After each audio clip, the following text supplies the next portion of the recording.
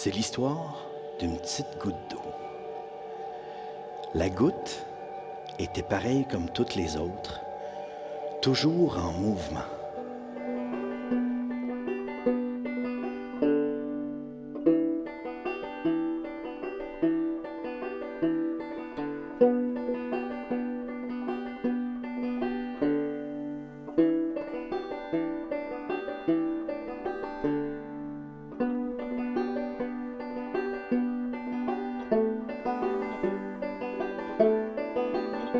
Et dans ce village-là a grandi Anne.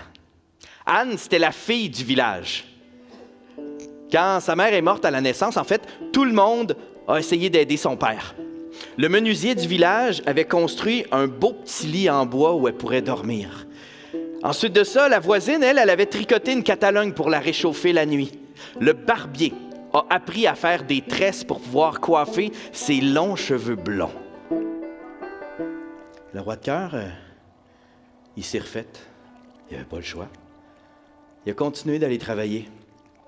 Mais cette fois-là, il avait enlevé quelques outils dans un coffre. Il avait remplacé ça par une belle couverture où sa petite dormait. Comme ça, il pouvait continuer à aller travailler avec sa fille, être avec elle. Puis il a fait ce qu'il détestait le plus faire dans la vie, quémander.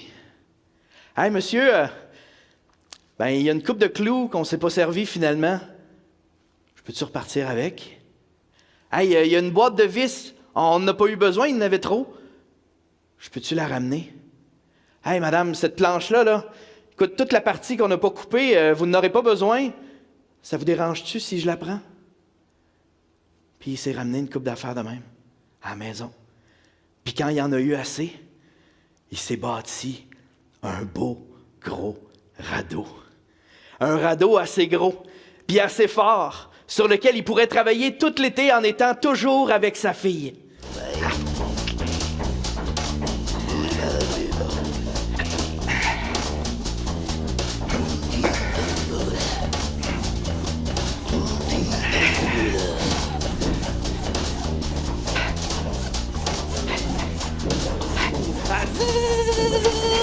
Un autre arbre cèdre.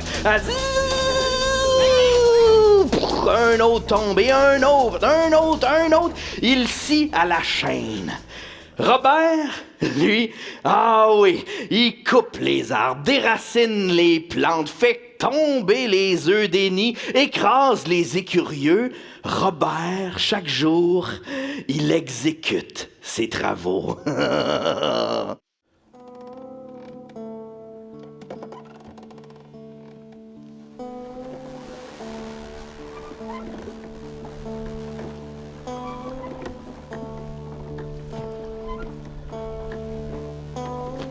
C'est l'histoire d'une jeune femme qui essayait de garder la tête hors de l'eau. Et la boule de neige était en chute libre. Parce que depuis quelque temps, la vie était une algue qui s'enroulait autour des pieds d'Anne et la tirait toujours plus bas vers le fond.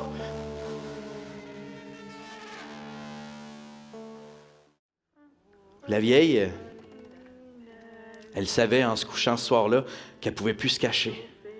Tout le village savait maintenant que sa mémoire était un dessin sur la plage quand la marée s'en vient. Et comme la vieille avait complètement oublié qu'elle avait peur de l'eau, elle a sauté.